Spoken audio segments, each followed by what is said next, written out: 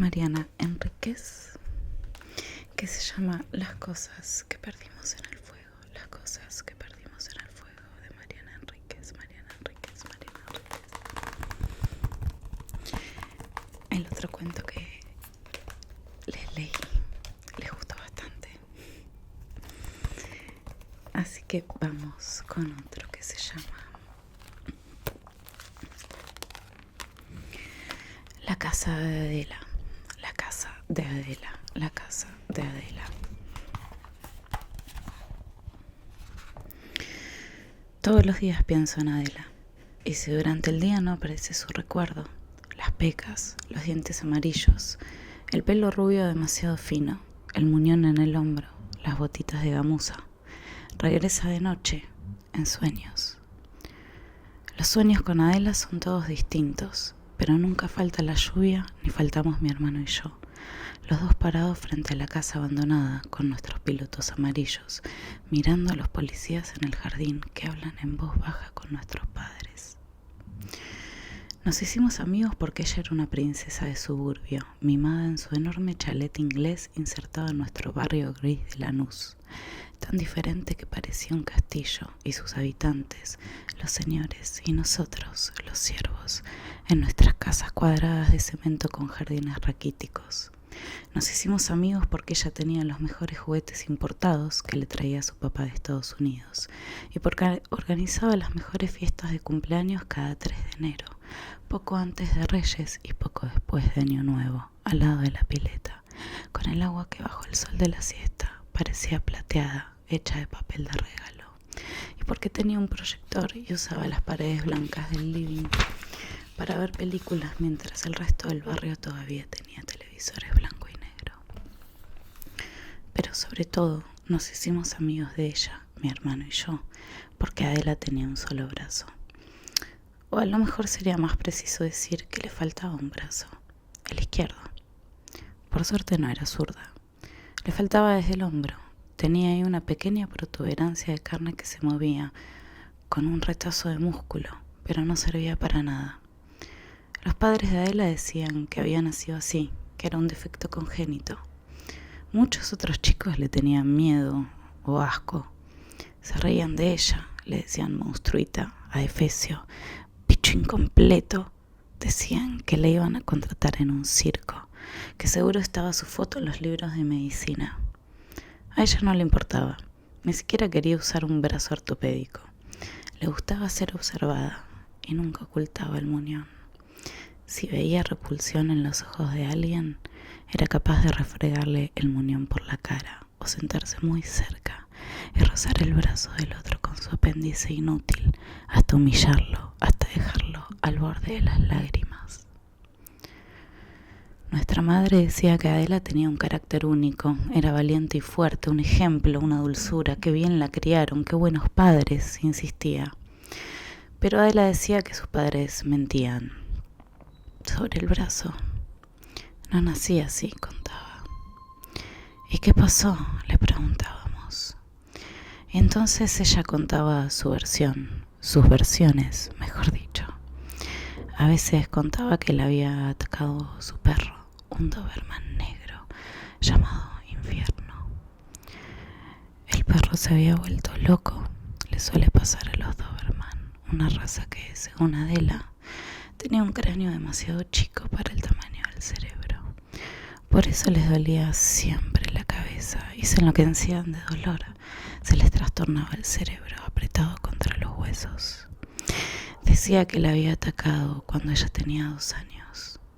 Se acordaba el dolor, los gruñidos, el ruido de las mandíbulas masticando, la sangre manchando el pasto mezclada con el agua de la pileta.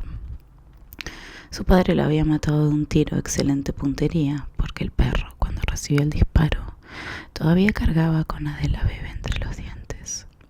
Mi hermano no creía esta versión. A ver, ¿y la cicatriz dónde está? Ella se molestaba. Se curó re bien, no se ve. Imposible, siempre se ven. No quedó cicatriz de los dientes. Me tuvieron que cortar más arriba de la mordida. Obvio, igual tendría que haber cicatriz, no se borra así nomás. Y le mostraba su propia cicatriz de apendicitis en la ingle como ejemplo. A vos porque te operaron médicos de cuarta, yo estuve en la mejor clínica de Capital. Bla, bla, bla, bla, le decía a mi hermano y le hacía llorar. Era el único que la enfurecía. Y sin embargo, nunca se peleaban del todo. Él disfrutaba con sus mentiras. A ella le gustaba el desafío. Y yo solamente escuchaba, y así pasaban las tardes después de la escuela, hasta que mi hermano y Adela descubrieron las películas de terror y cambió todo para siempre.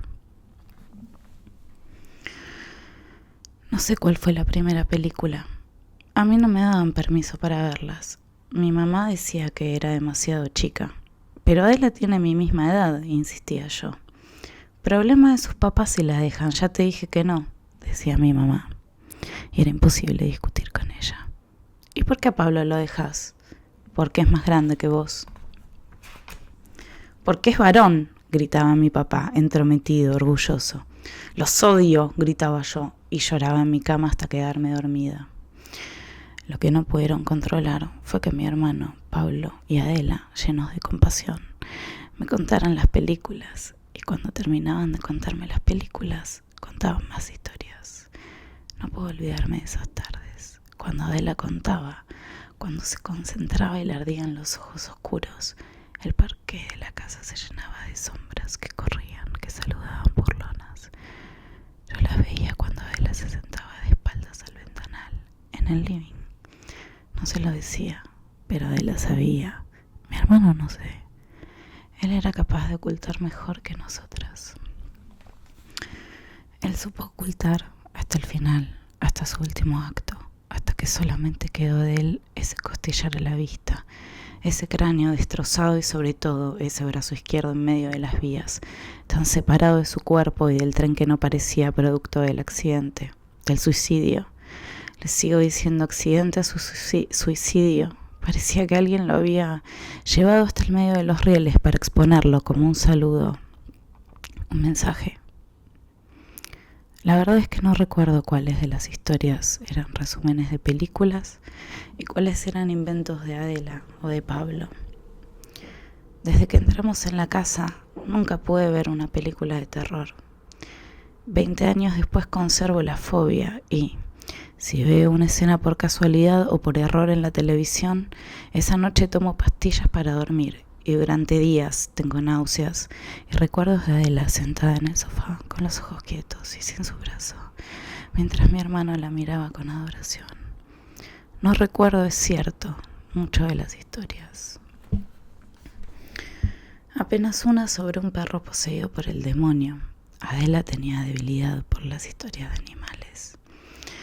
Otra sobre un hombre que había descuartizado a su mujer y había ocultado sus miembros en una heladera. Y esos miembros, por la noche, habían salido a perseguirlos. Piernas y brazos y tronco y cabeza rodando y arrastrándose por la casa, hasta que la mano muerta y vengadora mató al asesino apretándole el cuello. Adela tenía debilidad también por las historias de miembros mutilados y amputaciones. Otra sobre el fantasma de un niño que siempre aparecía en las fotos de cumpleaños. El invitado terrorífico que nadie reconocía, de piel gris y sonrisa ancha. Me gustaban especialmente las historias sobre la casa abandonada. Incluso sé cuándo comenzó la obsesión. Fue culpa de mi madre.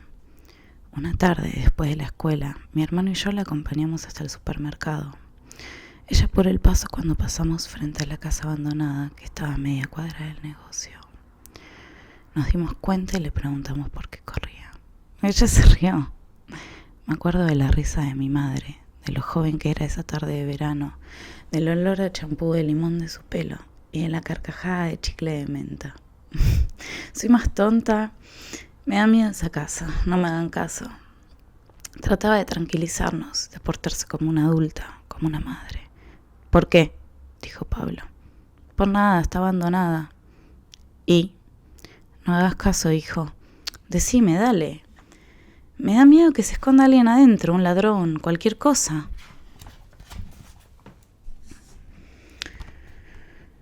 Mi hermano quiso saber más, pero mi madre no tenía mucho más para decir. La casa había estado abandonada desde antes de que mis padres llegaran al barrio. antes del nacimiento de Pablo. Ella sabía que apenas unos meses antes habían muerto los dueños, su matrimonio de viejitos. ¿Se murieron juntos?, quiso saber Pablo. Qué morboso estás, hijo, te voy a prohibir las películas. No, se murieron uno tras del otro. Les pasa a los matrimonios de viejitos, cuando uno se muere, el otro se apaga enseguida. Y desde entonces los hijos están peleando por la sucesión. ¿Qué es la sucesión?, quise saber yo. Es la herencia, dijo mi madre. Se están peleando para ver quién se queda con la casa. Pero es una casa bastante chota, dijo Pablo, y mi mamá lo retó por usar una mala palabra. ¿Qué mala palabra? Sabes perfectamente, no voy a repetir. Chota no es una mala palabra. Pablo, por favor. Bueno, pero esta que se cae la casa, mamá. Qué sé yo, hijo, querrán el terreno, es un problema de la familia. Para mí que tiene fantasmas. A vos te están haciendo mal las películas. Yo creí que le iban a prohibir seguir viendo películas, pero mi mamá no volvió a mencionar el tema. Y al día siguiente, mi hermano le contó a Adela sobre la casa. Ella se entusiasmó. Una casa embrujada tan cerca, en el barrio, a 2 cuadras apenas. Era la pura felicidad. Vamos a verla, dijo ella. Los 3 salimos corriendo. Bajamos a los gritos las escaleras de madera del chalet, muy hermosas. Tenían de un lado ventanas con vidrios de colores verdes, amarillos y rojos, y estaban alfombradas. Adela corría más lento que nosotros y un poco de costado por la falta del brazo, pero corría rápido. Esa tarde llevaba un vestido blanco con breteles. Me acuerdo que cuando corría, el bretel del lado izquierdo caía sobre el resto de su bracito, y ella lo acomodaba sin pensar, como si se sacara de la cara un mechón de pelo. La casa no tenía nada especial a primera vista, pero si se le prestaba atención, había detalles inquietantes. Las ventanas estaban tapiadas, cerradas completamente, con ladrillos, para evitar que alguien entrara o que alguien saliera. La puerta, de hierro, estaba pintada de marrón oscuro. Parece sangre seca, dijo Adela. Qué exagerada, me atreví a decirle. Ella solamente me sonrió. Tenía los dientes amarillos. Eso sí me daba asco, no su brazo, su falta de brazo. No se lavaba los dientes, creo, y además era muy pálida y la piel traslúcida hacía resaltar ese color enfermizo, como en el rostro de las geishas. Entró en el jardín muy pequeño de la casa. Se paró en el pasillo que llevaba a la puerta. Se dio vuelta y dijo, ¿se dieron cuenta? No esperó nuestra respuesta. Es muy raro, ¿cómo puede ser que tenga el pasto tan corto? Mi hermano la siguió, entró en el jardín y como si tuviera miedo, también se quedó en el pasillo de baldosas que iba de la vereda a la puerta de entrada. Es verdad, dijo. Los pastos tendrían que estar altísimos. Mira, Clara, vení. Entré. Cruzar el portón oxidado fue horrible. No lo recuerdo así por lo que pasó después. Estoy segura de lo que sentí entonces, en ese preciso momento. Hacía frío en ese jardín y el pasto parecía quemado, arrasado. Era amarillo y corto, ni un yuyo verde, ni una planta. En ese jardín había una sequía infernal y al mismo tiempo era invierno. Y la casa zumbaba como un mosquito ronco, como un mosquito gordo, vibraba. No salí corriendo porque no quería que mi hermano y Adela se burlaran de mí, pero tenía ganas de escapar hasta mi casa, hasta mi mamá, de decirle, sí, tenés razón, esa casa es mala, y no se esconden ladrones, se esconde un bicho que tiembla, se esconde algo que no tiene que salir. Adela y Pablo no hablaban de otra cosa, todo era la casa. Preguntaban en el barrio sobre la casa, preguntaban al kiosquero y en el club, a don Justo, que esperaba el atardecer sentado en la puerta de su casa, a los gallegos del bazar y a la verdulera. Nadie les decía nada de importancia, pero varios coincidieron en que la rareza de las ventanas tapiadas y ese jardín reseco les daba escalofríos, tristeza, a veces miedo, sobre todo miedo de noche. Muchos se acordaban de los viejitos. Eran rusos o lituanos, muy amables, muy callados. ¿Y los hijos? Algunos decían que peleaban por la herencia, otros que no visitaban a sus padres, ni siquiera cuando se enfermaron. Nadie los había visto, nunca. Los hijos, si existían, eran un misterio. Alguien tuvo que tapiar las ventanas, le dijo mi hermano don Justo. Vos sabés que sí, pero lo hicieron unos albañiles, no lo hicieron los hijos. A lo mejor los albañiles eran los hijos. Seguro que no, eran bien morochos los albañiles y los viejitos eran rubios, transparentes, como vos, como Adelita, como tu mamá. Polacos debían ser de por ahí. La idea de entrar a la casa fue de mi hermano. Me lo sugirió primero a mí. Le dije que estaba loco, estaba fanatizado. Necesitaba saber qué había pasado en esa casa, qué había adentro. Lo deseaba con un fervor muy extraño para un chico de 11 años. No entiendo, nunca pude entender qué le hizo la casa, cómo lo trajo así. Porque lo trajo a él primero y él contagió a Adela. Se sentaban en el caminito de baldosas amarillas y rosas que partían el jardín seco. El portón de hierro oxidado estaba siempre abierto, les daba la bienvenida. Yo los acompañaba, pero me quedaba fuera en la vereda. Ellos miraban la puerta como si creyeran que podían abrirla con la mente. Pasaban horas ahí sentados, en silencio. La gente que pasaba por la vereda, los vecinos, no les prestaban mucha atención. No les parecía raro, o quizás no los veían. Yo no me atrevía a contarle nada a mi madre. O a lo mejor la casa no me dejaba hablar. La casa no quería que lo salvara. Seguíamos reuniéndonos en el living de la casa de Adela, pero ya no se hablaba de películas. Ahora y Pablo Adela, pero sobre todo Adela, contaban historias de la casa. ¿De dónde la sacan?, les pregunté una tarde. Parecieron sorprendidos, se miraron. La casa nos cuenta historias. ¿Vos no las escuchás? Pobre, dijo Pablo, no escucha la voz de la casa. No importa, dijo Adela, nosotros te contamos. Y me contaban sobre la viejita que tenía ojos sin pupilas, pero no estaba ciega. Sobre el viejito que quemaba libros de medicina junto al gallinero vacío en el fondo. Sobre el fondo, igual de seco y muerto que el jardín, lleno de pequeños agujeros como madriguera de ratas. Sobre una canilla que no dejaba de gotear, porque lo que vivía en la casa necesitaba agua. A Pablo le costó un poco convencer a Adela de que entrara. Fue extraño. Ahora ella parecía tener miedo. Se turnaban. En el momento decisivo, ella parecía entender mejor. Mi hermano le insistía. Le agarraba el único brazo y hasta la sacudía. En el colegio se hablaba de que Pablo y Adela eran novios y los chicos se metían los dedos en la boca hasta la garganta haciendo gestos de vómito. Tu hermano sale con la monstrua, se reían. A Pablo y a Adela no les molestaba. A mí tampoco. A mí solamente me preocupaba la casa. Decidieron entrar el último día de verano. Fueron las palabras exactas de Adela, una tarde de discusión en el living de su casa. El último día de verano, Pablo dijo, dentro de una semana. Quisieron que yo los acompañara y acepté, porque no quería dejarlos. No podían entrar solos en la oscuridad. Decidimos entrar de noche, después de la cena. Teníamos que escaparnos, pero salir de casa tarde en verano no era tan difícil. Los chicos jugaban en la calle hasta tarde en el barrio. Ahora no es así. Ahora es un barrio pobre y peligroso. Los vecinos no salen. Tienen miedo de que les roben. Tienen miedo de los adolescentes que toman vino en las esquinas y a veces se pelean a tiros. El chalet de Adela se vendió y fue dividido en departamentos. En el parque se construyó un galpón. No es mejor, creo.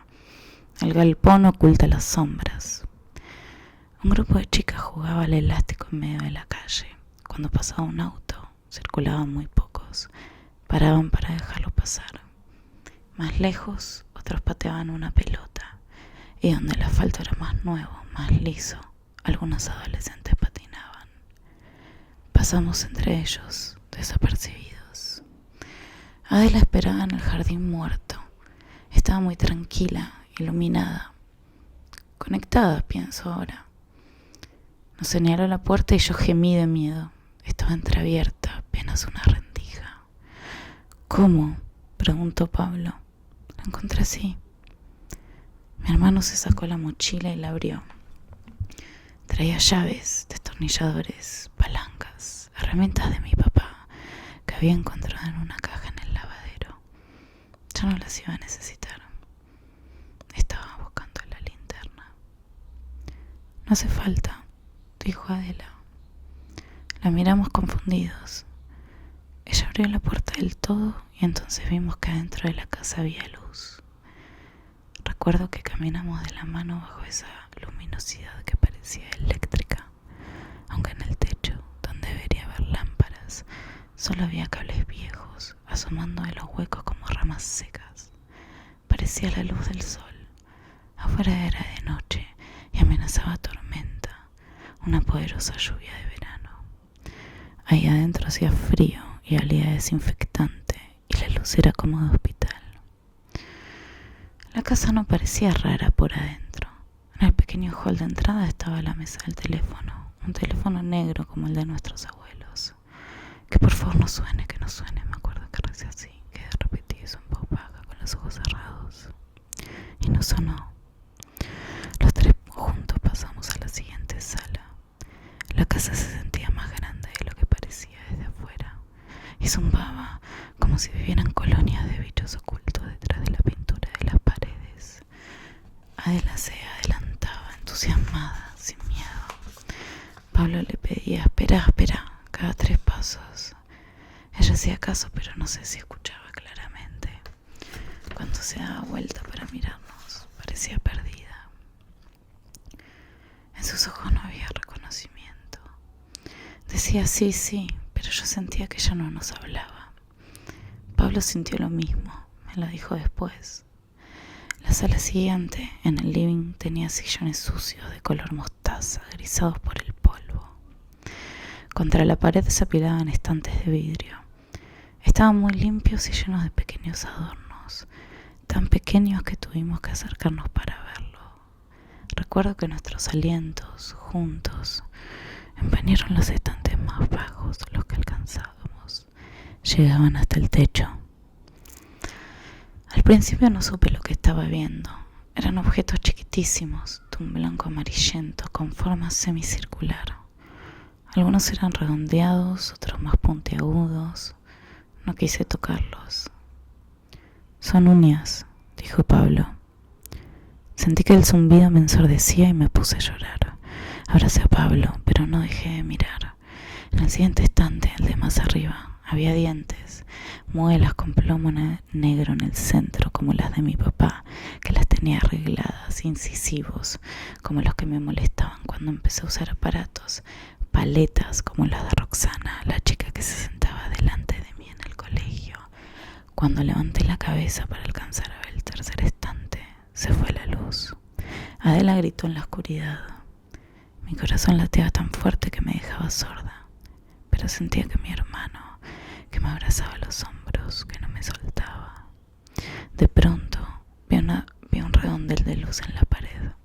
Era la linterna. Dije, salgamos. Pablo, sin embargo, caminó en dirección opuesta a la salida. Siguió entrando a la casa. Lo seguí. Quería irme, pero no sola.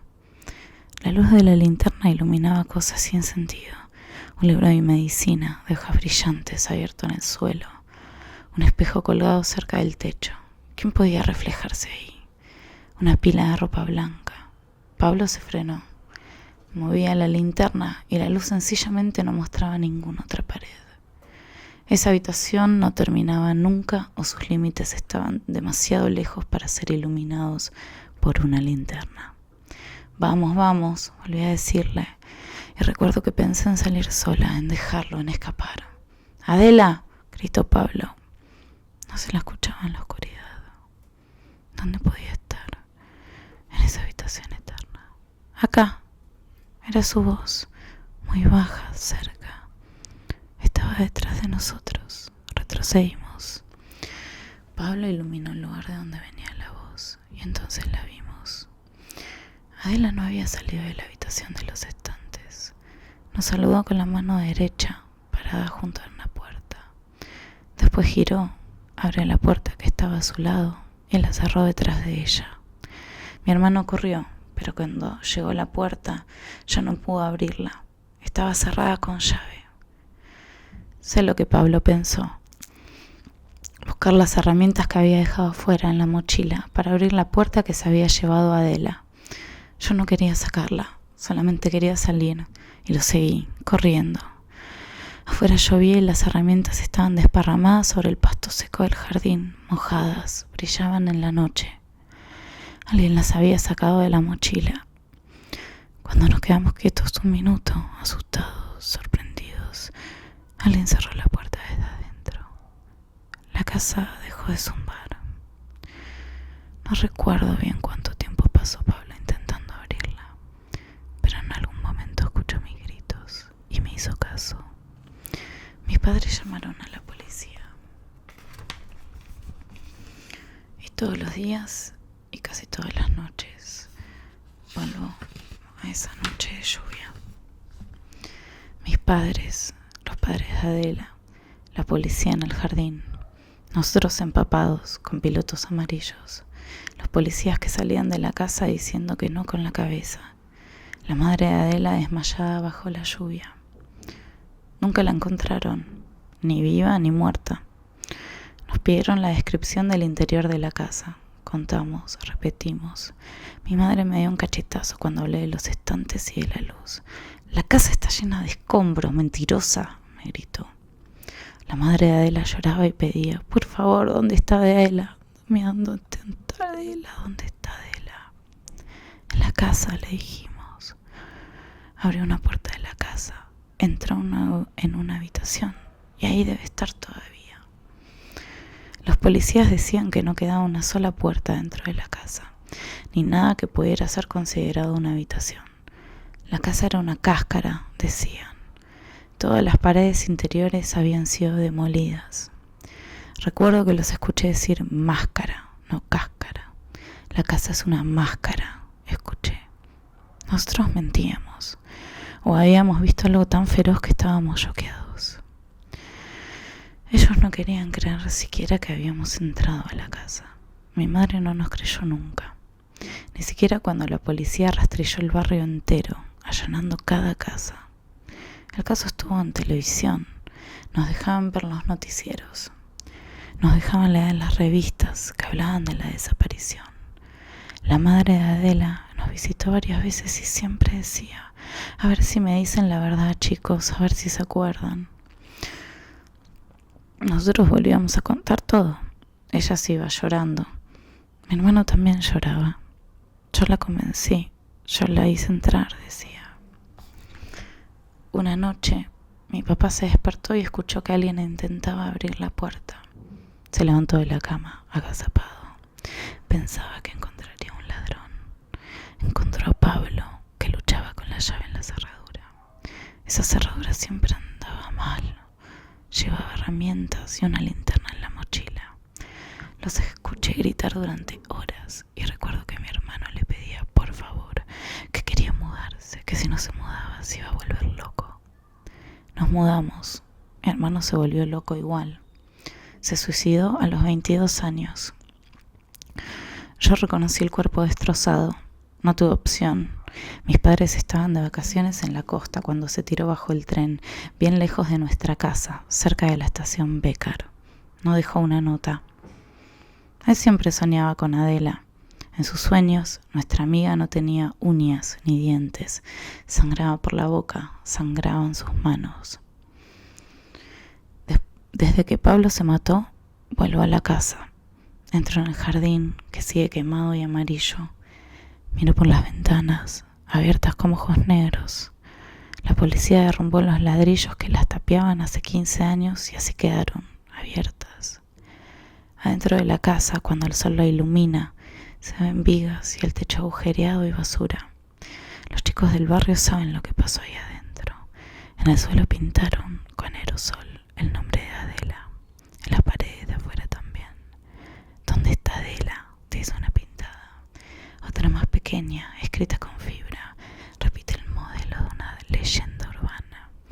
Hay que decir Adela 3 veces a la medianoche, frente al espejo, con una vela en la mano, y entonces veremos reflejado lo que ella vio. ¿Quién se la llevó? Mi hermano, que también visitaba la casa. Vio esas indicaciones e hizo ese viejo ritual una noche. No vio nada. Rompió el espejo del baño con sus puños y tuvimos que llevarlo al hospital para que lo cosieran. No me animo a entrar. Hay una pintada sobre la puerta que me mantiene afuera. Acá vive Adela. Cuidado, dice. Imagino que la escribió un chico del barrio en chiste o desafío. Pero yo sé que tiene razón, que esta es su casa y todavía no estoy preparada para visitarla.